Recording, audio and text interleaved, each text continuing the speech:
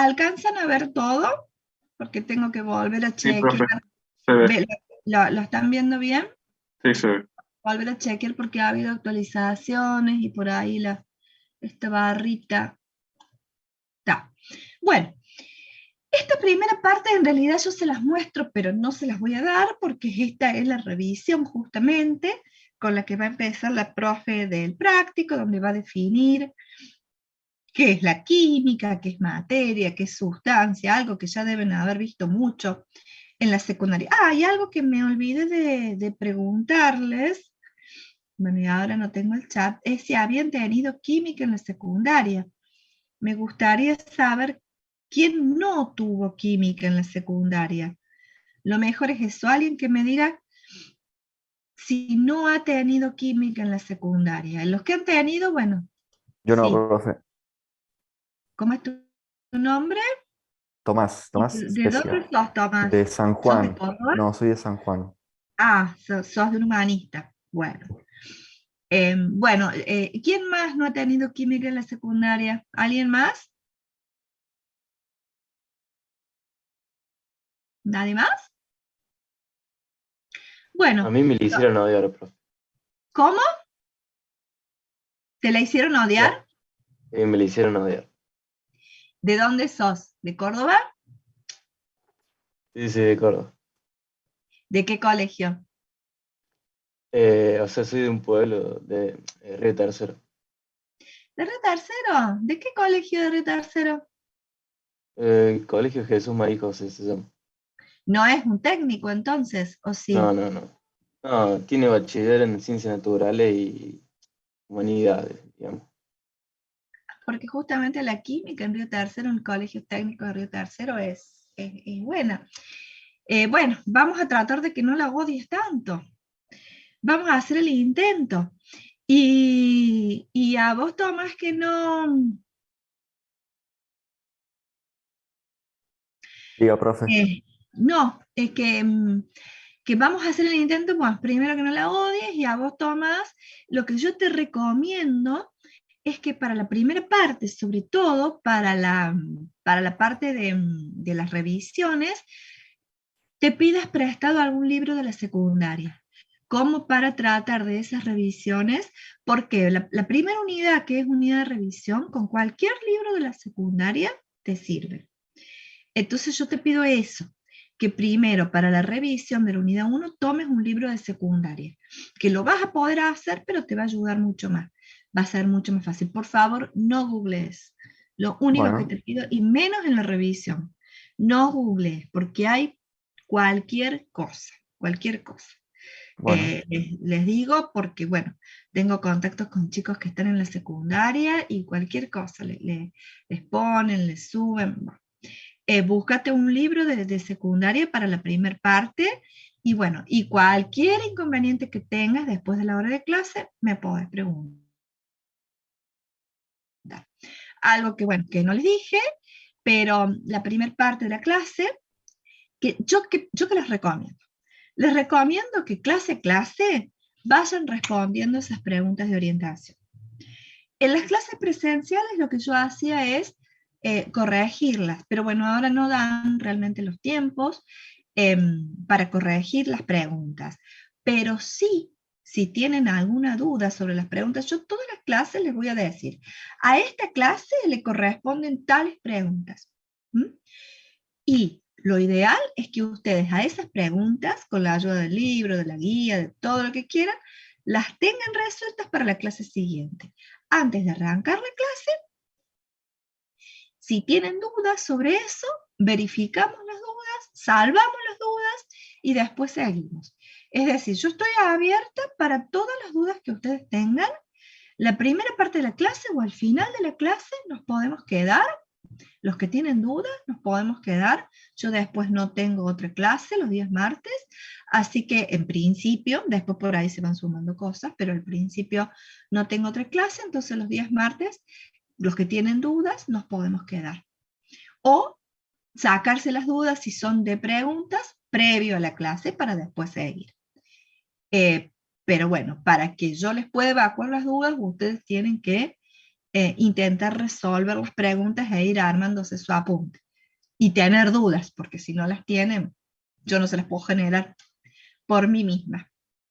Bueno, entonces, toda esta primera parte, materia, sustancia, es un repaso de la secundaria, lo que es mezcla, la diferencia entre una mezcla homogénea y heterogénea, que como les digo, lo van a ver en la revisión del práctico, cómo se pueden separar los componentes de una mezcla, qué es un elemento, una sustancia que no puede separarse en otras más sencillas, qué es un compuesto, qué son los compuestos, la clasificación de la materia. Bueno, todo esto va a la revisión. También está subida en el aula virtual y en autogestión. También está subido algo que ustedes van a ver como cursillo, algo así dice. Y es justamente todo el material que se daba originalmente en el cursillo de ingreso. También está subido, o sea que chequen bien en el autogestión todos los archivos que tienen subido, porque tienen también un material que es el material que se daba anteriormente en el cursillo de ingreso.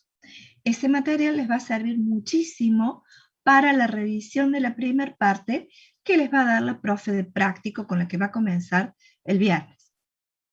Y nosotros, paralelamente a esa revisión de conceptos, vamos a comenzar con lo que realmente es la unidad, digamos, el inicio real de la materia, que son las teorías atómicas, ¿sí? Considerando que toda la primera unidad ya ha sido vista.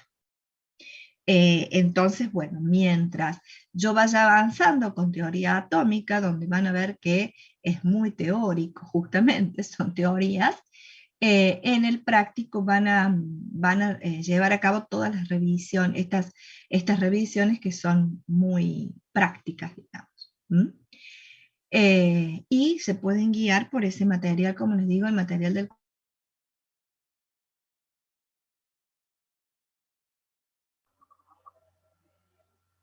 Estábamos acá.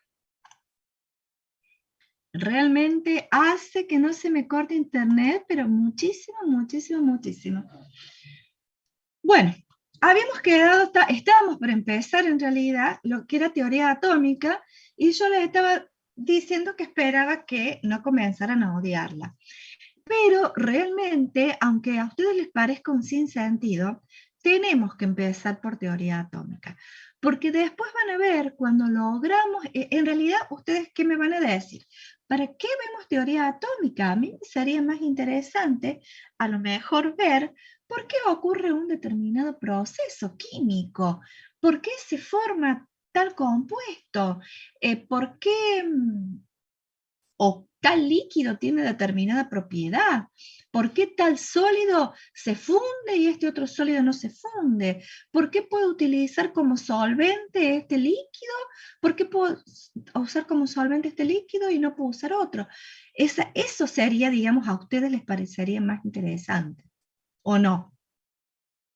Que empezar por los átomos que no los ven. Pero ¿qué pasa? Que todas esas propiedades macroscópicas nosotros las podemos explicar y podemos tener los fundamentos si conocemos lo microscópicos, si conocemos cuáles son estas propiedades de los átomos. Entonces, a ver, esperen un segundito. ¿Qué quiero hacer? Bueno, si conocemos entonces estas propiedades de los átomos. Espérenme 2 minutitos que tengo que... Profe, estos power que estaba mostrando ahora, ¿los sube al final de la clase al V? Está todo subido ya. Genial. Eso es lo que les dije al principio. Está todo subido. Es decir, están subidas las clases y está subido todo el material. Están subidos los links, están subidas las guías, están subidas las clases. Está subido Una consulta, profe. ¿Sí? Una consulta acá.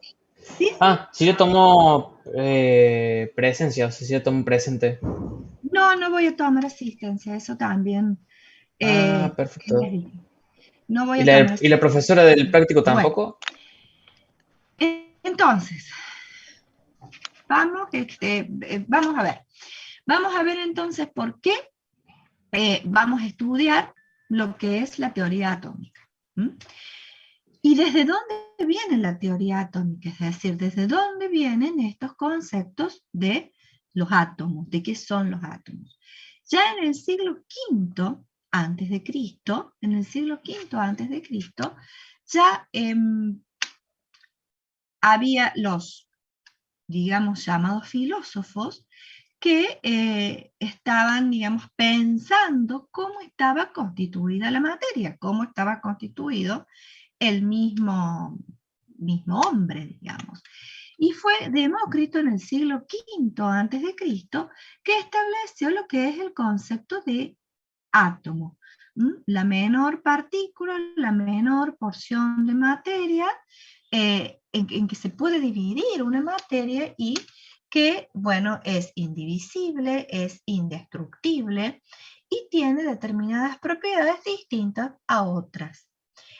A esas partículas las denominó átomos. Pero recién fue, en realidad, en el 1808, o sea, a principios, imagínense, Revolución de Mayo en Argentina, recién por ahí, Dalton, un físico, y van a ver que yo siempre en la parte de teoría atómica voy a hablar mucho de físicos, y ustedes dirán, ¿pero por qué? Porque la química en realidad es un desprendimiento de la física. Quienes comenzaron con los primeros descubrimientos de teorías atómicas fueron físicos. ¿Por qué? Porque eran los que estudiaban la naturaleza de la materia, hasta que se llegó a esa naturaleza microscópica y nanoscópica que dio origen a la química. Bueno, ¿qué postuló Dalton en el 1800? Que todos los elementos que ustedes conocen, que pueden ver o han visto en la tabla periódica, están constituidos por elementos extremadamente pequeñas, esas partículas indivisibles, indestructibles, es decir, la menor proporción en que se puede dividir la materia y que conserve sus propiedades. Que conserve sus propiedades. Esos son los átomos. Todos los átomos de un mismo elemento están formados por idénticas partículas que tienen propiedades idénticas que son distintas a las de otros elementos. Así, todos los átomos de hidrógeno, por ejemplo, son iguales entre sí y son distintos al oxígeno o son distintos al nitrógeno. Por otro lado, los compuestos están formados por átomos de más de un elemento. Por ejemplo, el agua, por ejemplo, la sal, que es la sal de mesa, que es el cloruro de sodio, el fluoruro de hidrógeno, cualquier compuesto que a ustedes se les ocurra, está formado por más de un elemento. Pero las moléculas de esos compuestos presentan una relación de átomos, una relación de números enteros y sencilla. Por ejemplo, a ver, ¿alguien relaciona qué les estoy queriendo decir con esto? A ver, alguien que me pueda ya dar una opinión. ¿Con qué pueden relacionar esto?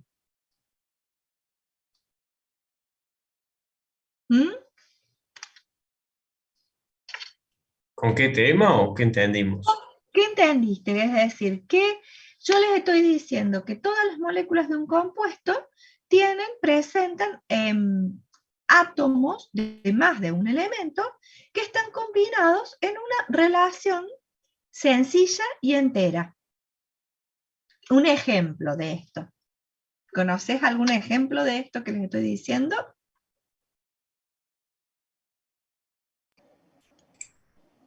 El H2O, profe. Por ejemplo, eso. Es decir, por ejemplo, las moléculas de agua. Las moléculas de agua, toda molécula de agua tiene 2 átomos de hidrógeno por 1 de oxígeno. Y así son todas las moléculas de agua. Si no, no es agua. ¿Mm? Si ya tengo otra relación de elementos, deja de ser agua. ¿Mm? Siempre que sea agua, voy a tener 2 átomos de hidrógeno por 1 de oxígeno. Y esto lo planteó Dalton en su teoría atómica. Y después, que una reacción química incluye solo una combinación, un reordenamiento o una separación de átomos. Nunca se crean ni se destruyen átomos, ¿sí?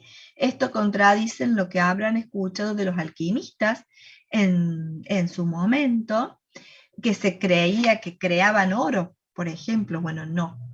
Los elementos no se pueden crear ni se pueden destruir. Lo único que ocurre es una transformación. ¿Sí? Si estaba, por ejemplo, el hidrógeno como agua, después de una electrólisis van a tener el hidrógeno como hidrógeno, pero siempre los átomos que había de hidrógeno, luego de una reacción química, van a seguir teniendo la misma cantidad de átomos de hidrógeno. De otra forma, en otro compuesto. Pero la materia, por ende los átomos, no se destruyen ni se crean. Ese es un poco el principio de conservación de la materia, ¿no? Que deben haber visto en física, por ejemplo. Entonces, fíjense, esto es más o menos una gráfica de cómo todos los átomos de un mismo elemento son iguales y se combinan entre sí para formar moléculas, para formar las moléculas de los compuestos, en una relación de números enteros y sencillos.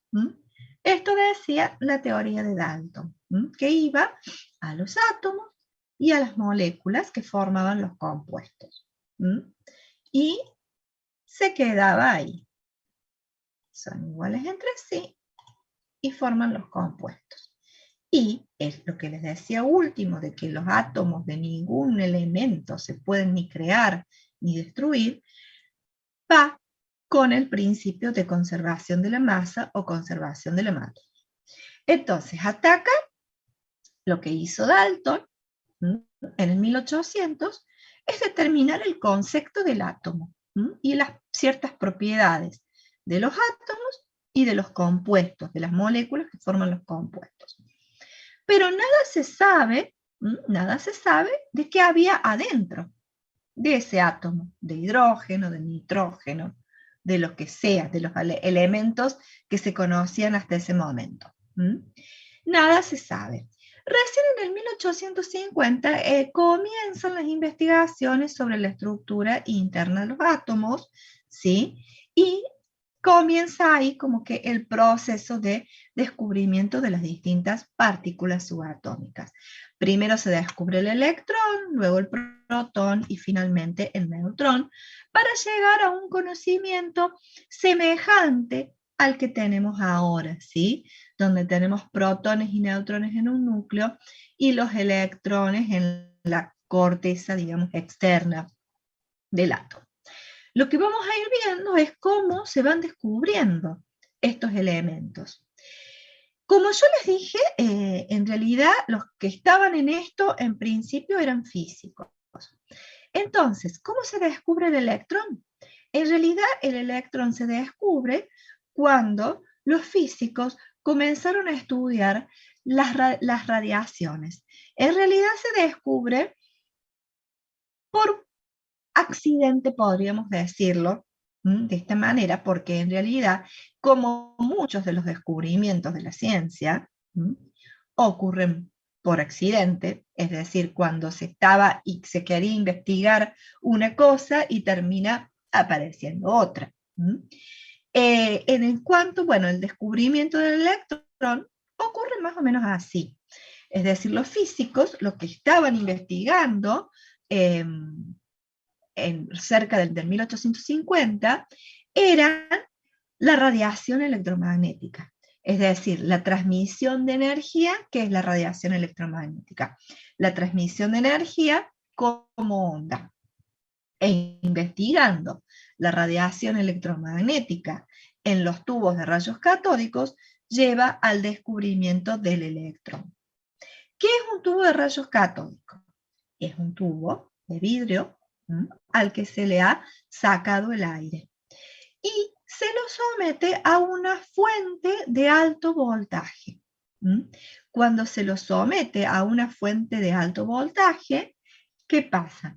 Desde el cátodo se desprende una radiación que se dirige hacia el ánodo, que lo atraviesa el ánodo a través de una perforación para impactar en una pantalla. Ahora bien, este es el funcionamiento del tubo de rayos catódicos, es decir, con una descarga de voltaje yo genero radiación. Ahora, los físicos comenzaron a investigar las propiedades de esta radiación. ¿Cómo?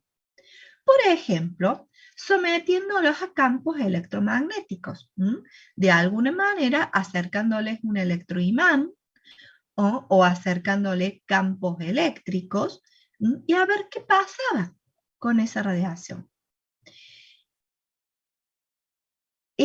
¿Por qué esta radiación podía ser influenciada por estos campos?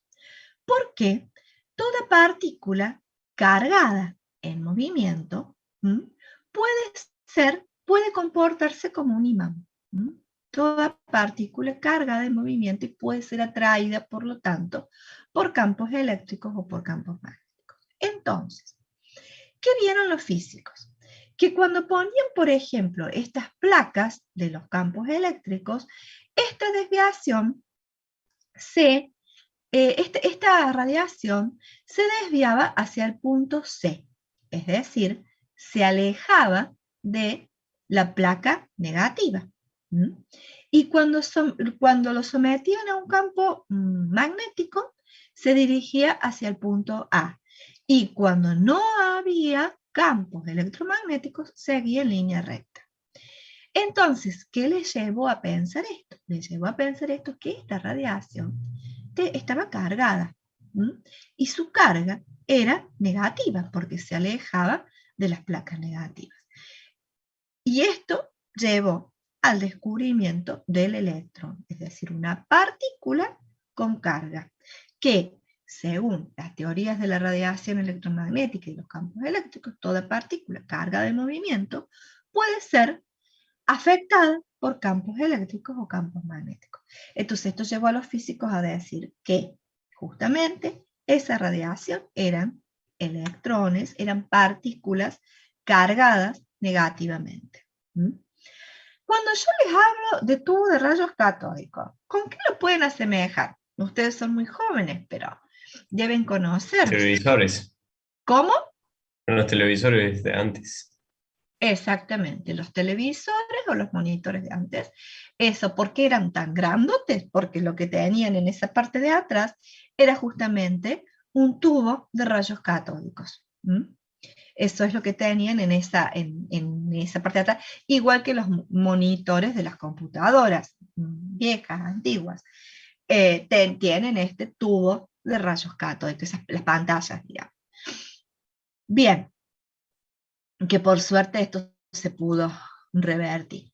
Acá lo que pueden ver es cómo se puede construir en laboratorio, ¿no? Un tubo de rayos catódicos de forma bastante simple. Y acá tienen lo que eran las antiguas pantallas.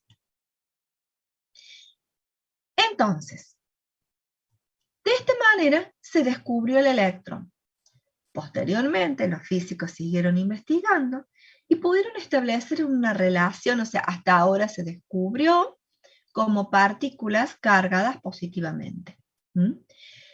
Pero los físicos, bueno, siguieron investigando y llegamos ya al 1900, fíjense, pasaron desde tener la idea del átomo un siglo. Fíjense los descubrimientos, ¿no? Lo que se van demorando en el tiempo, en el comienzo de la ciencia, ¿no? Muy distinto a lo que es en la actualidad. En la actualidad tienen nuevos descubrimientos minuto a minuto. Y acá, en 1850, fíjense, se descubrió el electrón como partículas cargadas positivamente, generadas por ese tubo de rayos catódicos, y recién en el 1906, Thomson pudo establecer la relación entre la carga y la masa para poder llegar a determinar después la carga y la masa. La carga negativa y la masa. Fíjense lo pequeña que es. Y esto equivalió a premios Nobel de física. El descubrimiento de la carga y el descubrimiento de la relación entre carga y masa del electrón. Entonces, recién por el 1900 podemos decir que se conocía y se lo podía definir exactamente al electrón con una masa y una carga. Una masa muy, muy pequeña. Es lo que sabíamos hasta ahora. Y con esos conceptos, con ese concepto del electrón, ¿qué sabíamos en el 1900? Entonces, que existía esa partícula cargada negativamente y que los átomos eran neutros, ¿sí? Que los átomos eran neutros, que la materia está constituida por átomos. Y esa materia es neutra, porque si no fuera neutra la materia, todo estaría atraído con todo. Es decir, si una taza estuviera cargada, estaría pegada a un escritorio, ¿sí? Entonces, eso también. Entonces, si había algo claro, era que la materia era neutra. Y que existía el electrón. Entonces, Thomson, físico también, propuso un modelo que se llama modelo de Thomson, un modelo de budín de pasas, que él plantea que como el átomo era neutro y tiene electrones, en realidad se trata de una esfera que está cargada positivamente, con una carga positiva bien dispersa, y en esa esfera positiva con carga positiva bien dispersa, están insertados los electrones como si fueran en un budín de pasas de uva, o de lo que quieran, o de pedacitos de chocolate, lo que tengan ganas de comer en este momento. Y ese fue el modelo de Thomson, que duró bastante poco ese modelo de Thomson, pero bueno, pero fue un modelo, es uno de los modelos. O sea, vamos del modelo de Dalton, donde no sabíamos qué había dentro del átomo, al modelo de Thomson, que es un primer indicio, y luego vamos a seguir avanzando con ese modelo de Thomson. Pero acá tenemos que hacer un pequeño parate. ¿Por qué? Porque en este momento, en los principios del 1900, los físicos, como eran físicos, querían explicar el comportamiento de los átomos con las leyes clásicas de la física, con las teorías clásicas de la física. Querían explicar cómo se explicaba, por ejemplo, el movimiento de pelotas que rebotan. ¿Me están escuchando bien? Porque me parece la conexión inestable. Sí, se escucha bien, profe. ¿Me Sí, escucha profe, bien? se escucha bien. Bueno, tengo miedo que en cualquier momento se me vuelva a cortar. Bueno, ya nos queda un poco. Entonces, hasta ese momento del átomo de Thomson, los físicos trataban de explicar cómo se comportaban los átomos y las moléculas con las teorías de la física clásica, considerando partículas macroscópicas, las leyes clásicas de la física. Pero con esas leyes clásicas de la física, por ejemplo, no se podían explicar por qué los átomos permanecen unidos interactuando para formar moléculas, por ejemplo. Entonces, se debió avanzar en las teorías físicas, llegando a la teoría cuántica de la física, como para poder continuar o para poder explicar las distintas propiedades de los átomos y moléculas. Entonces, ¿pero qué ocurre? Para conocer la teoría cuántica, y por otro lado también, para poder ir indagando más con respecto a cómo es el átomo y cuáles son las partículas subatómicas, debemos conocer algo más, que es la radioactividad. ¿Por qué? Porque en este descubrimiento de la composición de los átomos, se utiliza en los experimentos la radioactividad. Entonces nosotros debemos hacer un parate para ver de qué se trata la radioactividad. Y con esto que tengo que decirles que Röntgen, cercano al 1900, van a ver que en el 1900 como que hubo mucho, ¿no? Hubo un poco de destape de la ciencia. ¿Qué pasa?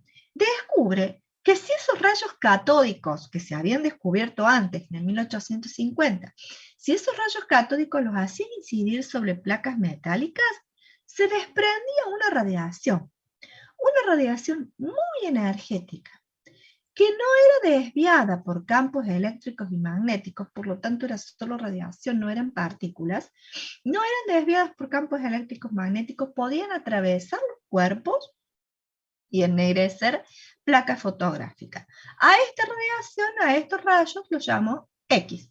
Y son los rayos X que conocemos hasta la actualidad cuando ustedes se van a hacer una placa, una radiografía. Por otro lado, continuando con estos estudios, Becquerel y los esposos Curie, ¿qué descubrieron? Descubrieron que había ciertos compuestos de uranio, que emitían radiaciones muy semejantes a los rayos X, pero en forma espontánea, en forma natural. En realidad, cuando se descomponen esos compuestos que son inestables, emitían una radiación también de muy alta energía, que era capaz de ennegrecer placas fotográficas, y no eran desviadas por campos eléctricos y magnéticos. Y entonces ellos fueron los que instauraron el concepto de la radioactividad, definiendo radioactividad como una emisión de radiación y también de partículas por determinados compuestos en forma espontánea.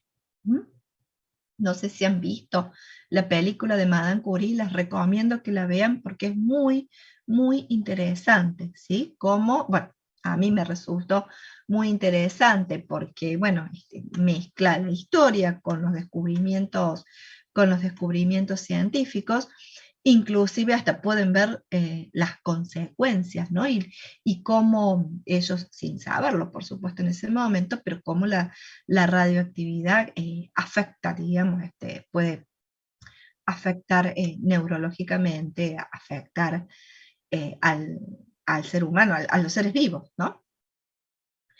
Véanlas por Netflix, está buena la película. Es una de las películas recomendadas. No sé, ¿alguien la vio?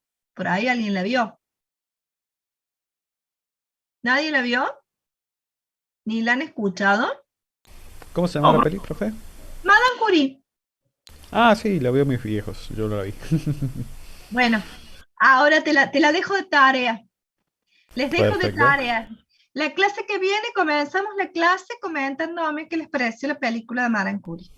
Bueno, Tarea para el fin de semana. Para el sábado a la noche. No, para el sábado a la noche no, pero puede ser el domingo a la tardecita, ya cuando se va acabando el fin de semana.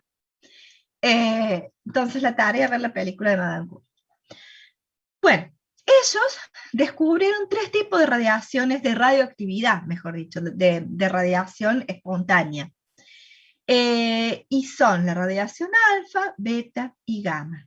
La radiación alfa y beta son partículas en realidad, ¿sí? Son partículas positivas, la radiación gamma, y partículas negativas o electrones, la radiación beta.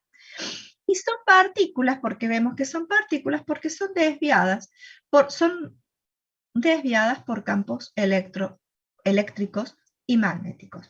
En cambio, la radiación gamma de muy alta energía es radiación semejante a los rayos X, ¿sí? Y entonces, no está compuesta por partículas, solo por radiación, por ello no es desviada por campos electromagnéticos. Y acá, fíjense, pueden ver lo que es la potencia o la energía de esta radiación. Fíjense la radiación alfa, que recorren distancias pequeñas, son detenidas, por ejemplo, por una hoja de papel. En cambio, la radiación beta, que son detenidas ya por madera o por metal, por madera o por metal, es decir, atraviesan el papel. Y la radiación gamma, la cámara gamma, no sé si alguna vez han tenido que someterse a una cámara gamma, es justamente radiación gamma, ya es semejante a los rayos X, ¿sí?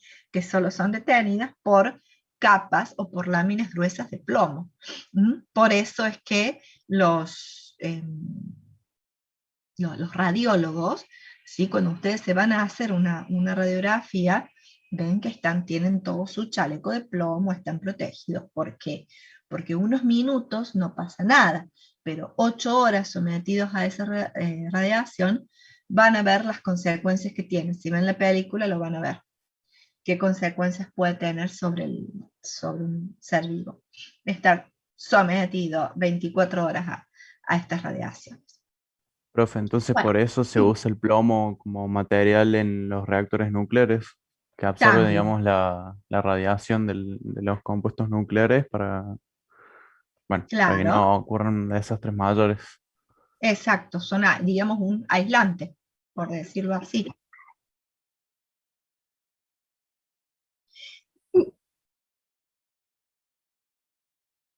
Eso ya es una cuestión más química, no tiene que ver con la radioactividad, digamos.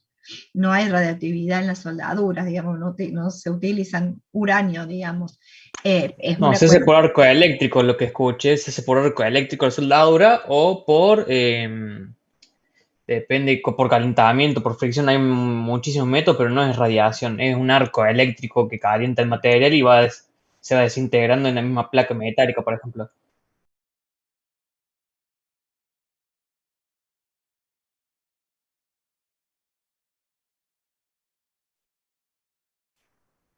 Y capaz que sea con algún material, capaz que con algún material específico.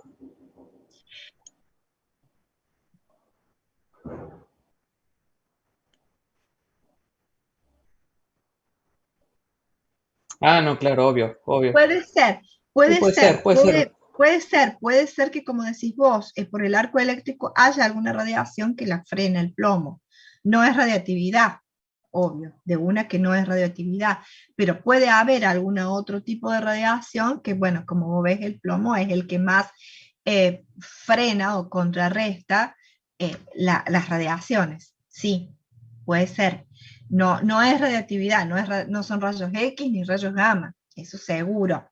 Pero puede haber algún tipo de otra radiación, de alguna frecuencia alta y por lo tanto energética que puede que te proteja el plomo. Si es que es protección por radiación y no es que es protección por otra cosa, ¿no? O por un material o lo que sea. Pero sí, pero bueno, pero los rayos X y los rayos gamma, y alfa y beta, obviamente que sí, la frena, digamos, el plomo. Bueno, entonces, utilizando radiación, utilizando radioactividad, es que en el 1900, utilizando radioactividad, es que en el 1910 Rutherford pudo descubrir, ahora sí, el protón. Pudo descubrir el protón. ¿Y cómo descubrió? A ver, esperen. Sí. ¿Y cómo descubrió el protón? Utilizó un emisor de partículas gamma. Utilizó un emisor de partículas gamma. Este emisor, perdón, de partículas alfa. De partículas alfa. Las partículas alfa, si volvemos al anterior, ¿qué carga tenían las partículas alfa? Para poder explicarnos esto. ¿Qué carga tenían las partículas alfa? Veamos, ¿por qué la habremos Positiva. utilizado? Tenían carga positiva las partículas alfa. Son estas. Entonces, al tener cargas positivas, digamos, se desviaban de la placa positiva hacia la placa negativa. Bien. Entonces, se utilizan partículas alfa. Con esas partículas alfa se bombardea una lámina de oro y se construye alrededor de esa lámina de oro una pantalla detectora. Entonces, ¿qué pasa? Si a esa lámina de oro, ¿sí?, yo la bombardeo con esas partículas alfa, es decir, partículas positivas, se veía qué pasa. Y yo les pregunto, Si esa lámina de oro, ese elemento oro, todos esos átomos de oro, fueran átomos de Thomson, ¿se acuerdan qué dijimos del átomo de Thomson? Que era una esfera positiva que tenía los electrones insertos. Pero esa carga positiva estaba muy, muy dispersa. Entonces, si esta lámina de oro fueran todos átomos de Thomson, es decir, con una carga positiva muy dispersa, cargas positivas bombardeando esa lámina de oro, ¿qué harían? Podrían pasar a través de esos átomos, que tienen una carga muy dispersa. Pero sin embargo, lo que pasaba en este experimento es que muchas pasaban, pero había otras que se desviaban mucho e inclusive que llegaban a rebotar. Entonces, ¿qué pasa en realidad? En realidad, estos átomos que están acá no son átomos como los que Thomson plantea, donde la carga positiva está súper dispersa, de tal manera que una carga positiva que incide sobre esa placa puede pasar sin problema. No es así. ¿Qué les parece? ¿Qué puede estar explicando este hecho que en realidad algunas de estas partículas alfa, que son partículas positivas, son totalmente rechazadas, es decir, rebotan, y otras pasan, pero son muy desviadas y la mayoría pasan. Esa carga con una carga positiva uniforme, ¿eso podría pasar? ¿O el comportamiento tendría que ser uno? ¿Qué nos está indicando esto entonces? Que esa carga positiva que tiene el átomo no es uniforme. No es uniforme. ¿Sí? ¿Qué les parece? A ver, la que me contestó que no. ¿Qué te parece? Que en el caso de que fuera, digamos, todas iguales como se planteaba antes, tendrían que estar todas como en línea recta, digamos, o sea, tendrían que seguir desde la emisión hasta cierto punto en la lámina directa y atravesar una línea recta.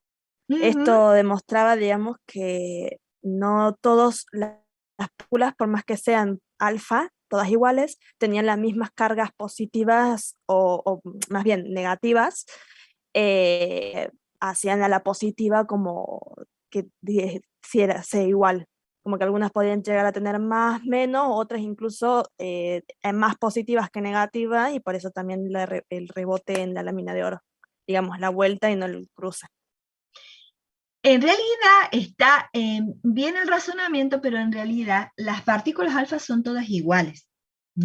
Esas partículas son todas iguales porque son todas partículas positivas. La diferencia está en la homogeneidad de la carga positiva en la lámina de oro.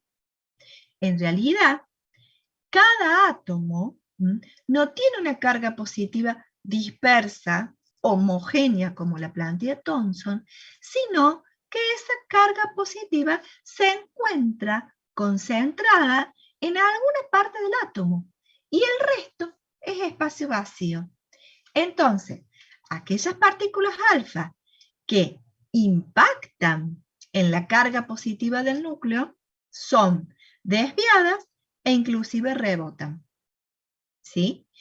Y las partículas alfa, que acá sí las partículas alfa son todas iguales, porque son núcleos de helio las partículas alfa, aquellas que pasan lejos de esa carga positiva pueden ser muy poquitos desviadas e inclusive pasar directamente.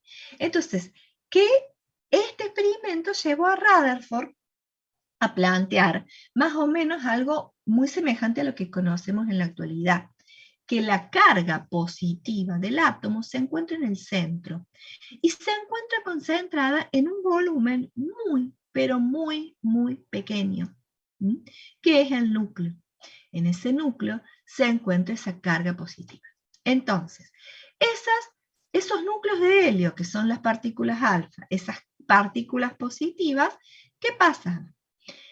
Las que pasan por espacio vacío. ¿Ven? Pasan sin que les pase nada.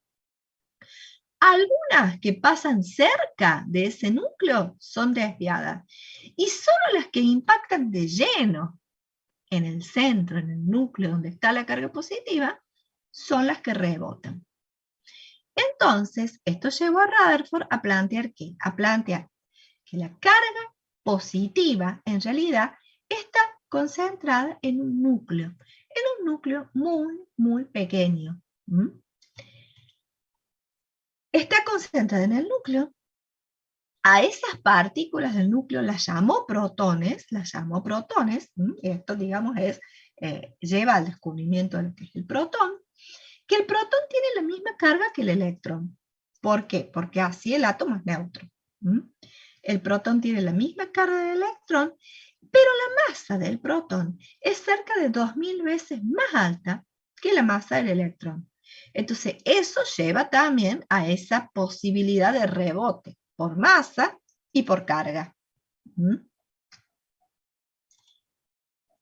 La masa del núcleo, entonces, es la mayor parte de la masa del átomo, pero ocupa un volumen 1/10⁻³ veces inferior. Antes de ver lo del neutrón, quiero que vean. Bueno, quería que vieran algo, pero no lo tengo acá. Bueno, entonces, ¿se entiende hasta acá? Entonces, hasta acá, ¿qué tenemos? Tenemos, por un lado, el electrón, que es una partícula negativa que prácticamente no tiene masa, ¿sí? El electrón, Thomson lo planteó como inserto en el átomo, como el budín de pasas. Pero también planteó el átomo con una carga positiva dispersa. Y acá lo que hizo Rutherford fue refutar esto. Dijo que esa carga positiva está en el núcleo.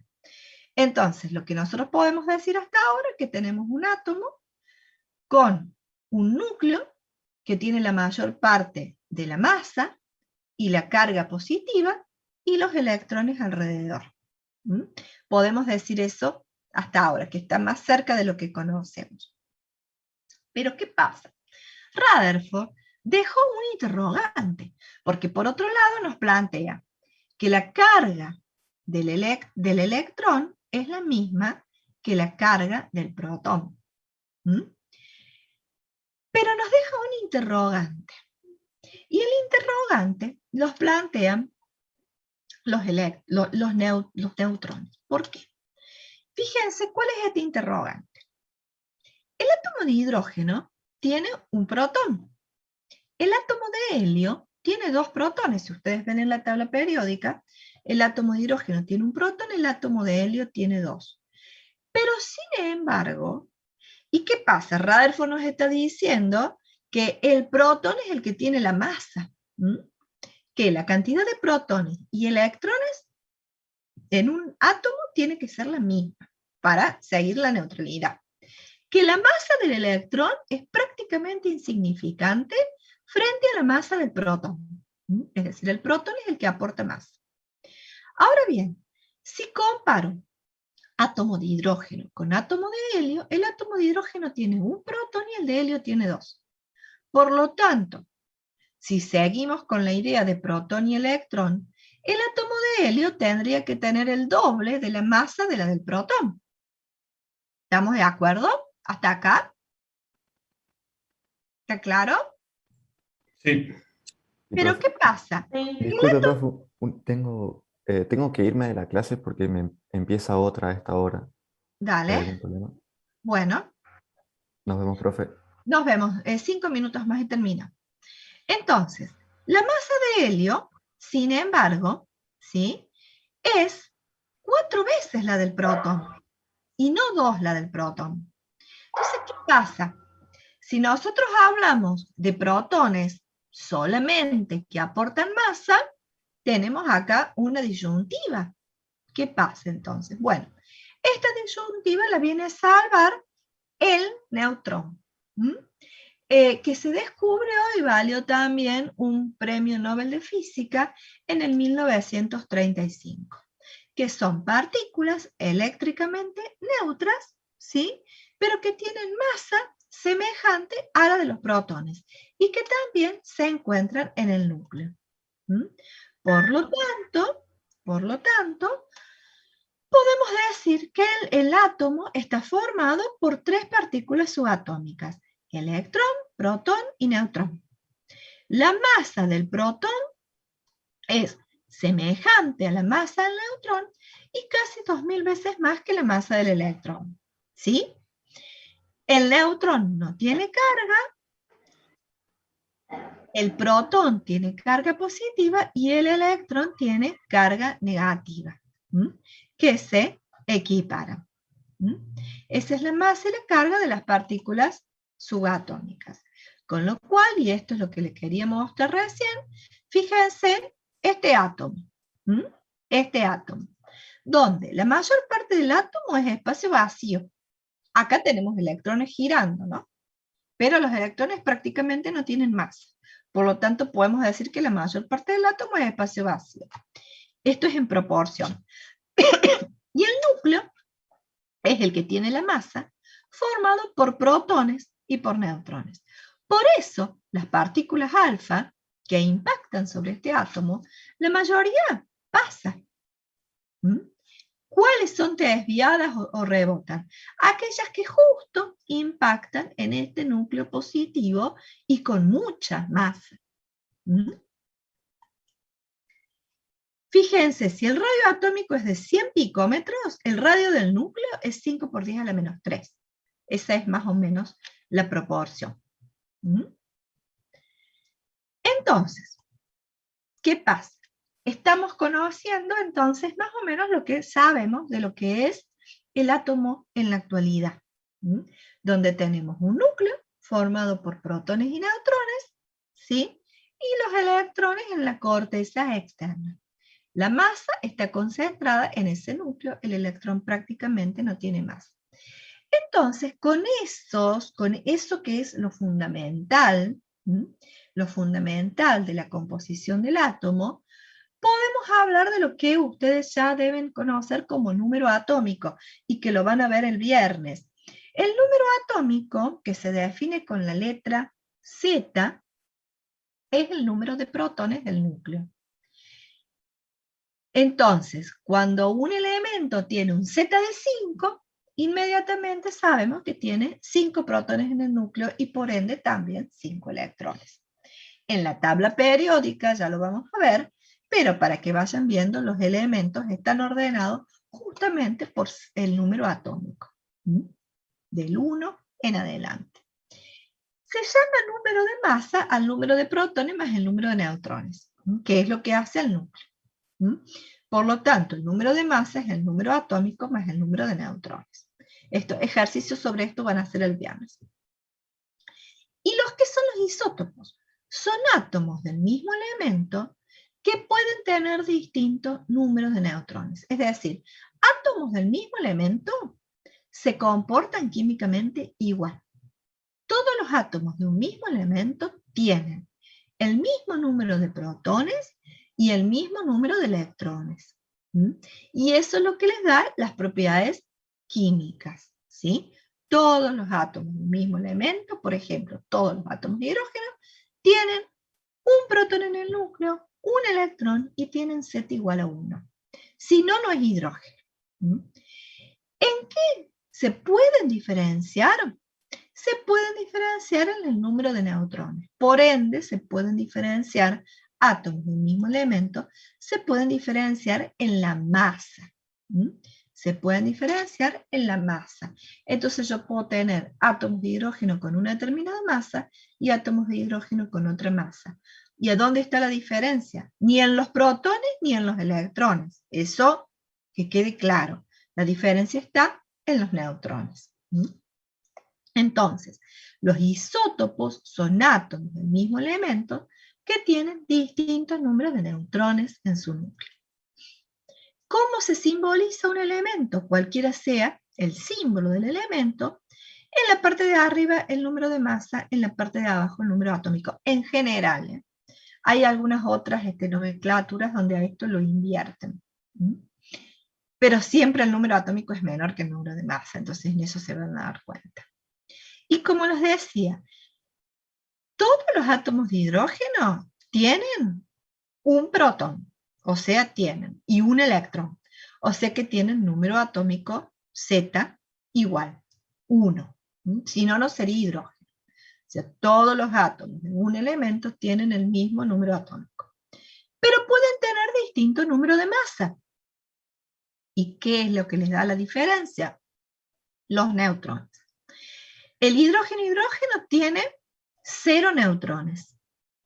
El hidrógeno deuterio tiene 1 neutrón. Y el hidrógeno tritio tiene 2 neutrones. Que si no sé si han escuchado hablar de lo que se denomina el agua pesada. El agua pesada es el que tiene, y la que tiene isótopos del hidrógeno, que tienen isótopos que tienen neutrones en su núcleo. Y lo mismo pasa con el uranio. Existen distintos isótopos. El Z del uranio es 92, si no, no es uranio. Es decir, el número de protones, igual al número de electrones. Pero puede variar en el número de neutrones. Estos calculitos los van a hacer seguramente el viernes, porque están en la guía. Acá tienen los isótopos del hidrógeno, ¿sí? Con 0 neutrones, con 1 neutrón y con 2 neutrones. Bueno, y acá les dejo un calculito. Entonces, las propiedades químicas del elemento están relacionadas, como les dije antes, con los protones y los electrones. Los neutrones no participan en los cambios químicos, pero sí en los cambios físicos. ¿Esto a qué me lleva? A que los isótopos de un elemento tienen el mismo comportamiento químico, porque tienen la misma cantidad de protones y de electrones. Pero el comportamiento físico es diferente porque tienen distinto peso. Y acá, bueno, es lo que les decía del agua. Entonces, hasta acá, y sí, acá por hoy vamos a dejar, porque fue demasiada información junta, es lo que les decía. Hasta este momento, y con Rutherford, ¿qué nos dice? Que tenemos un átomo, que es estamos haciendo un pequeño repaso, que es una porción, la menor porción de la materia, esa porción de la materia indivisible, que es el átomo, tiene una estructura interna donde sabemos que tiene protones, neutrones y electrones, ¿sí?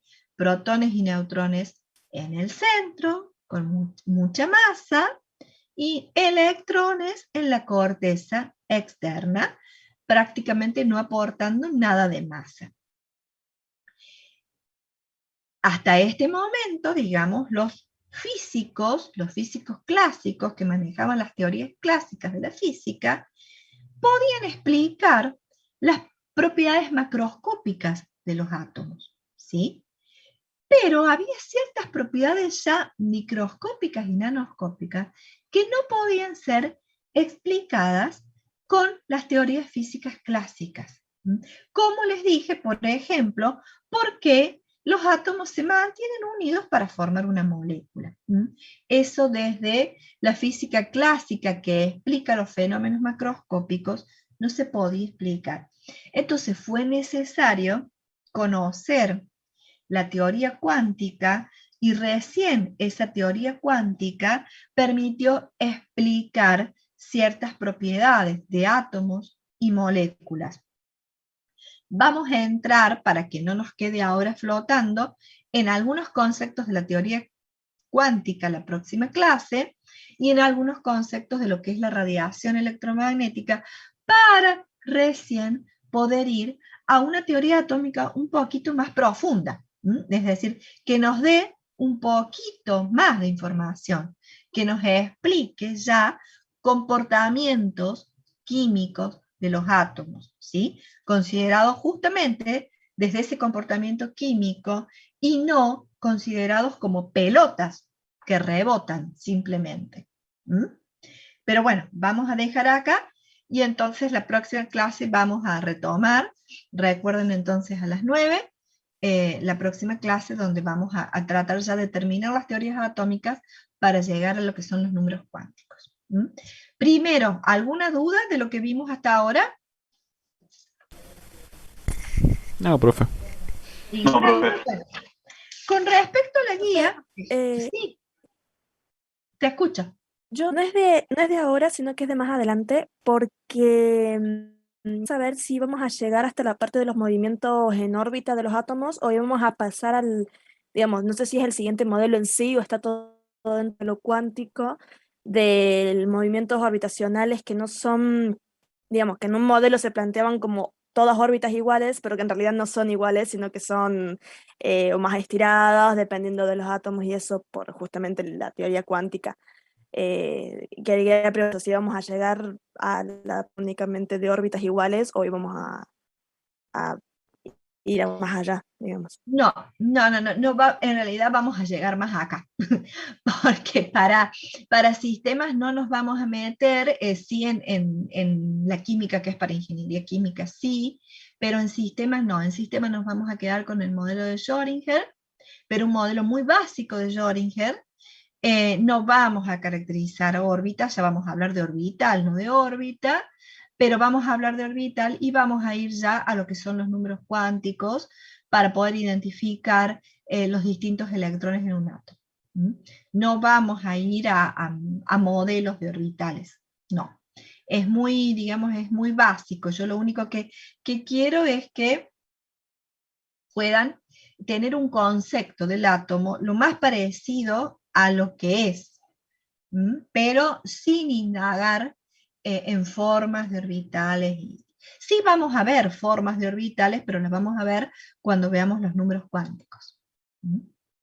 Listo, profe, gracias. Bien, lo que quiero decirles es que esta guía, que la tienen justamente ya cargada tanto en la autogestión como en el aula virtual, que es en la página, ya les digo qué página, porque es la unidad de no es la unidad de revisión, sino que es la unidad 2, que es la unidad de estructura atómica. En la página 31 de la guía, ya empieza la estructura atómica, van con el modelo de Dalton, de Thomson y de Rutherford, que es lo que nosotros vimos. Nos falta el modelo de Bohr y el modelo de Schrödinger. Ahora, entonces, ustedes van a ver en el libro hasta el modelo de Rutherford. Y eso les va a llevar a contestar las preguntas de orientación hasta las 6. Hasta las 6. Es decir, en las preguntas de orientación que están en la página 37, anótenlo, en la página 37, para la clase que viene tendrían que poder contestar utilizando los libros que están en los links hasta la pregunta 6.